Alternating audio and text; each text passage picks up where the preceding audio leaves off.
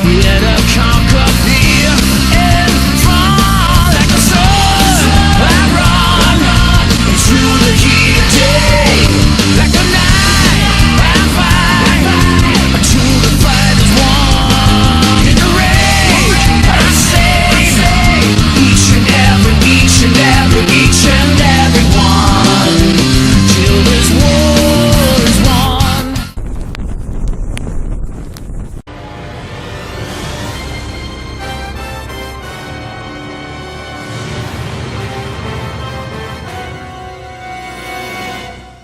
I'm going to start this video very blunt and informal with you guys because this was an odd experience I had with a new video game.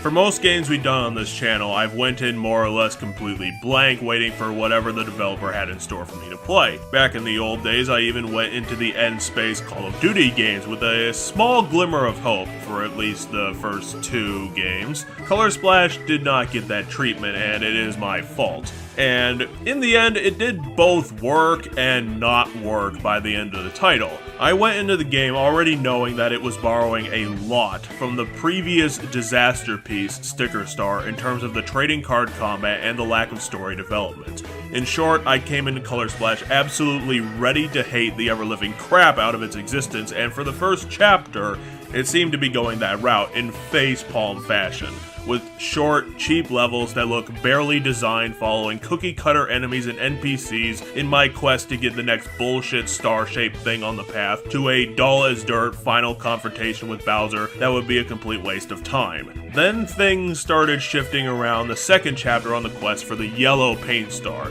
I was meeting more interesting characters, Huey was going through his character arc, and most importantly, wasn't unredeemably annoying and useless like What's-Her-Face from Sticker Star. The missions that Mario was doing were getting more interesting. Color Splash was actually presenting a bit of charm that I hadn't expected. And by the third chapter, my opinion had almost done a complete 180 on me to the point that I was floored with the result. What solidified my opinion was the part of the game where Mario and friends were legitimately going on a pirate's adventure across the open seas with beautiful levels, well thought out and quirky missions with a gaggle of funny characters. It completely surprises me even now what Intelligent Systems got away with in Color Splash, because for the entire game, all the NPCs and enemies are stock models, whereas earlier Paper Mario games would uniquely design each important character in the game. The ability for Intelligent Systems to slap intriguing personalities and funny dialogue onto simple, random Toads and Shy Guys across Prism Island allows the developer to shine in the modern era, while its competition, Alpha Dream Corporation, is currently face down in a mud puddle. This game should have been the revitalization that the Paper Mario series needed after Sticker Star had cast doubt that Intelligent Systems could even get back on its feet with how hardly Nintendo had kicked the chair out from under their creative potential. The twists and turns of the plot and the set pieces are exactly at the Thousand-Year Door level of keeping players on the edge of their seats, waiting for what'll come next. The dialogue from NPCs is charming and hilarious through and through. Tons of jokes and references land very nicely. The levels and chapters are unique, bright, and full of life. And finally, Huey, the sidekick character for the entire game, is a wonderful buddy character to pal around with Mario. He's cocky and funny, a real jokester who doesn't take crap from anybody, and is always ready to be helpful without also being sarcastic all the damn time. Huey goes through a great character arc in building a friendship with Mario and adds some real weight to the ending of Color Splash, especially since they let the moments stick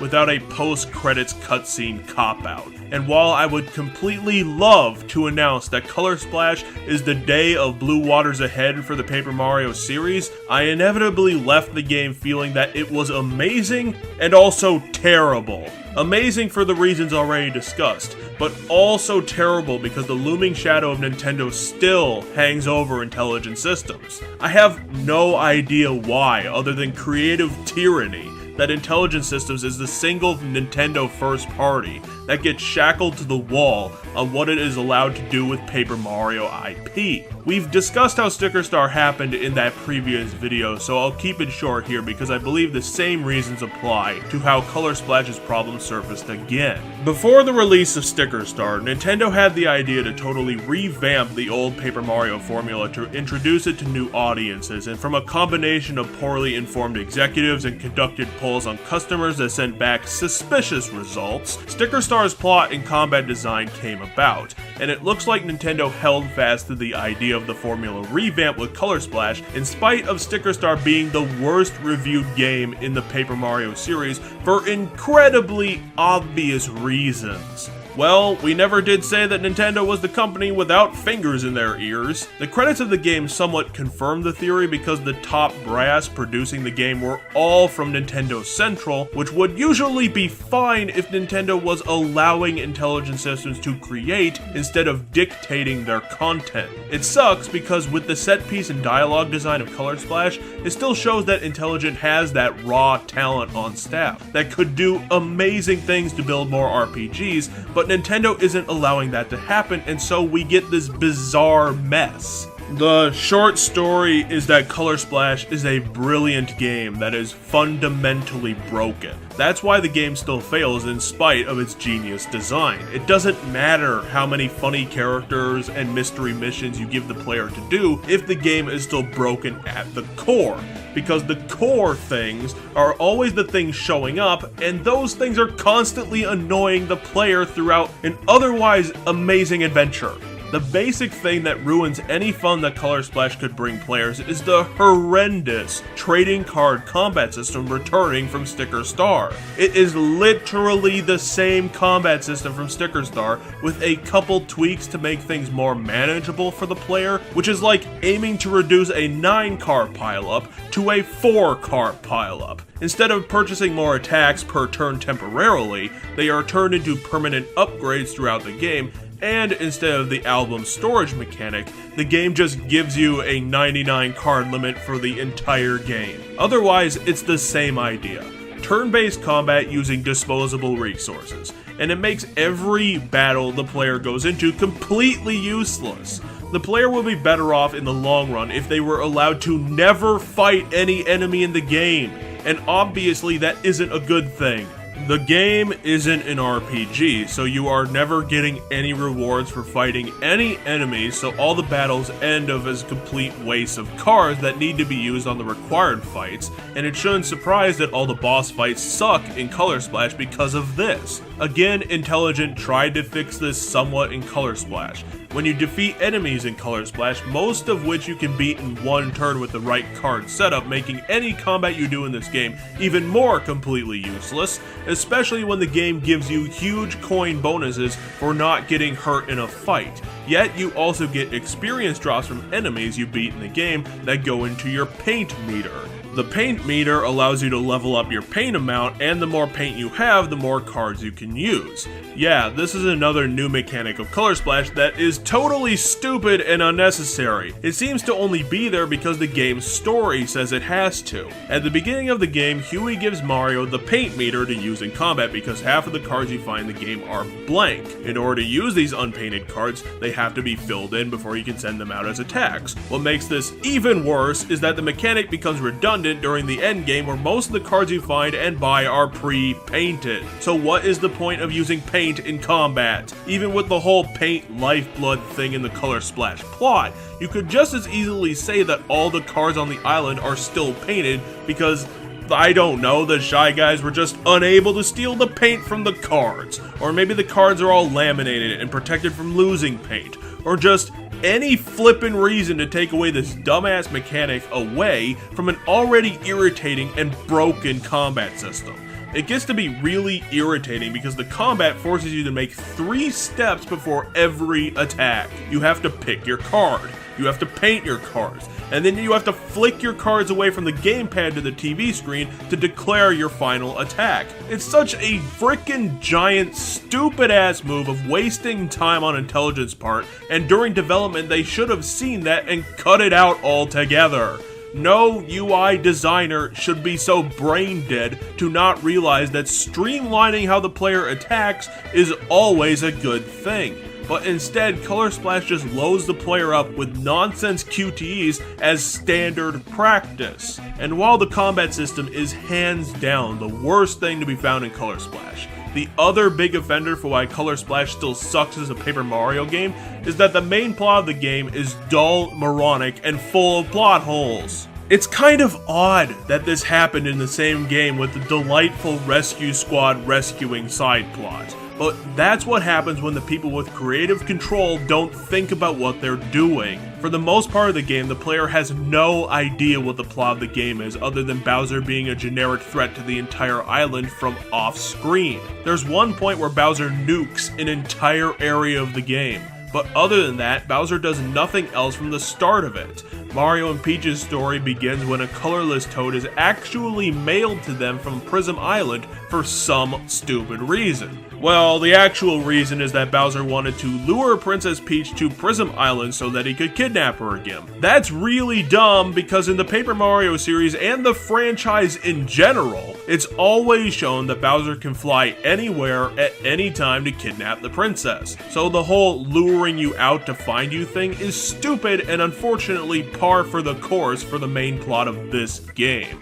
The reason why the bare bones plot of Mario RPGs is so insulting is because it is a core part needed to have the game work on all cylinders.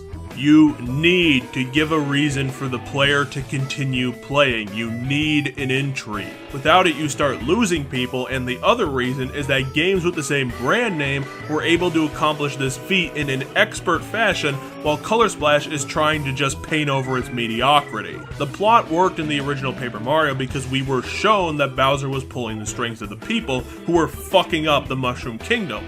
The plot worked in Super Paper Mario because Count Bleck's direct henchmen were the ones causing most of the problems, and the constant showing of the void getting bigger as the ending loomed, and the famous Chapter 6 moment of showing the ending of a world. TTYD was more of a mystery-dependent game, so the major plot points were just build up to eventually figuring out that the X-Nauts wanted to weaponize the apocalypse for their own gains, and that gets back to a fundamental rule of story writing that Color Splash misses. You have to fit the plot of your story to the game you are writing, which is why TTYD can get away with having a lesser focus on the villains of the game. It's a mystery, so you can't just give the ghost away at the start.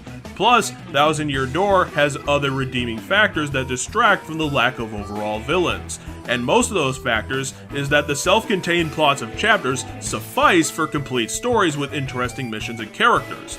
The way the Color Splash went about itself could not have worked in any form without massive rewrites, or at the very least giving us some scenes with the villain to show the audience what was going on. And without that, you really do end up with a villain that spends most of his time off-screen and being a total non-factor to the game itself.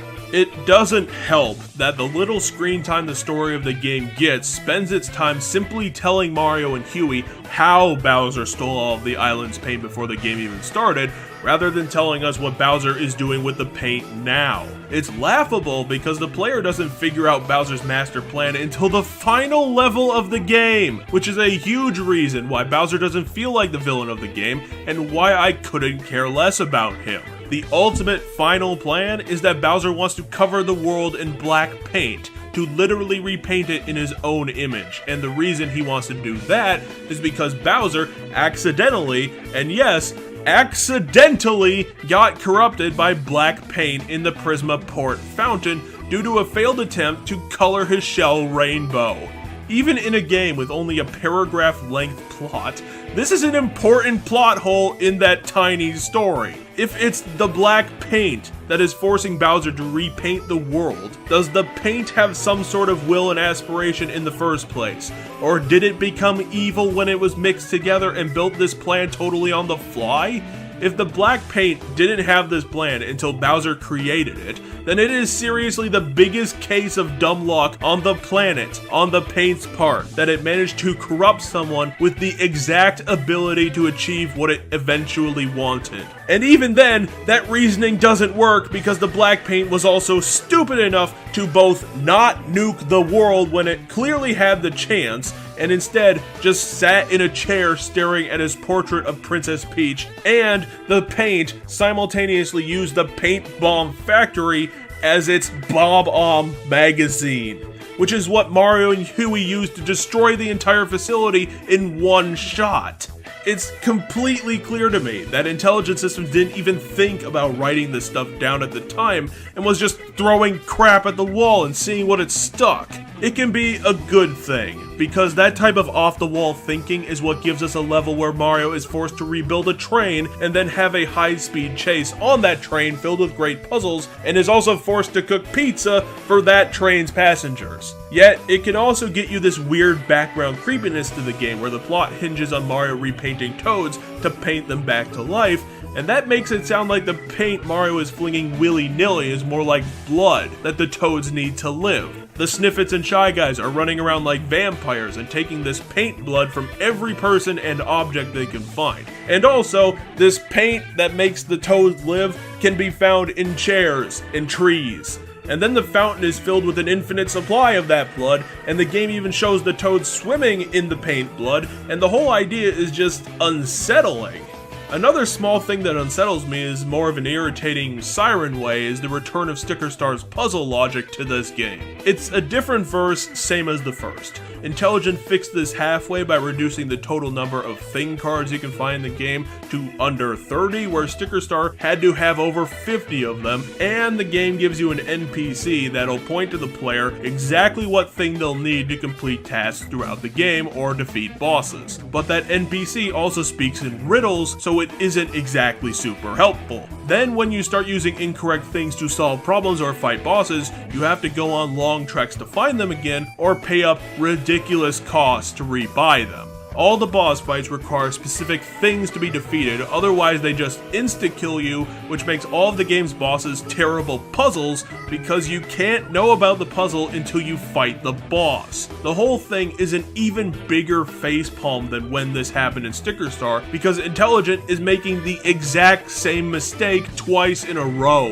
And that is why I said this is both brilliant and garbage. It's because Paper Mario Color Splash is the biggest waste of potential that I've ever seen on this channel. The game has so much spark and originality to it that if it was properly supported by a great villain and competent turn-based combat, it would have been the game to both meet expectations and overtake Thousand Year Door as the best Paper Mario game. The dialogue, jokes, characters, and quests are legitimately that good. It's some of the best content that we've seen from the Mario RPG lineup in years, and it should have been the game to announce that this subgenre is back in the saddle, ready to go. But instead, we get this flashy, fun game on the surface with a core of darkness and spiders.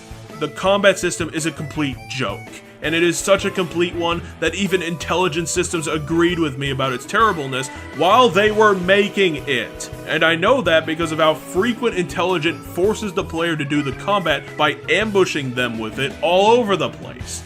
A common gambit the game has is that it puts tightly patrolling enemies around item boxes in the game. You wouldn't do that unless you designed the combat to be a punishment for the player for getting caught. And even then, the plot of the game is terrible because it barely exists, never gets mentioned, and is full of plot holes and complete nonsense. And the horrendous thing card puzzles in the game never give you any time to prepare for them, so you're always caught off guard and getting killed for things that you could never see coming, just like in Sticker Star. If you want to be really nice, the brilliant design choices married to the awful ones in the game show that Intelligent Systems still has that raw talent from its previous games.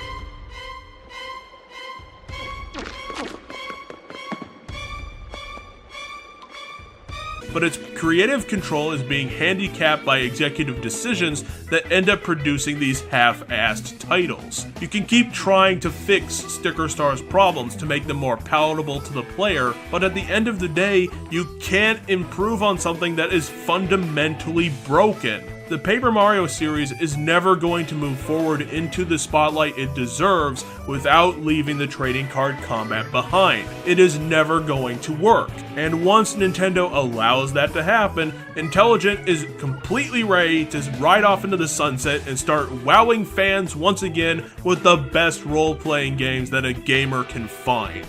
Doing the review video on Color Splash was an odd project.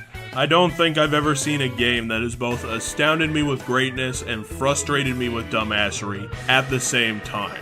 For the first few hours, it seemed like the game was going to be Sticker Star 2.0, and then it switched itself around and became truly great. What worked well for Color Splash was that it changed from your typical Paper Mario chapter-based design and became more of a sandbox game, since a lot of the game's quests and puzzles relied on backtracking. It didn't even annoy me since the plotline is pretty obvious. You are given enough instructions to go out and do what you need to, which helped all the questline plots shine like they did, while the main plot spent the entire game camping out in the bathroom until the final act. Seriously, when you have Bowser's final words in the game be something along the lines of him asking why Mario is there in the first place, should have tipped off the developer that they royally fucked up the story. I do hope that Nintendo somehow realizes that Intelligent does its best work with arm's length supervision, because throughout the game you can still see the talent and hard work of the developer. They can still write jokes and design memorable characters. The referential humor worked pretty well for some good nostalgic levels and comedy bits, but like I said, until Nintendo drops the trading cards off in its junk drawer, Paper Mario will never be truly great again. And with that bit of post-review commentary over with, let's get a scoreboard on this puppy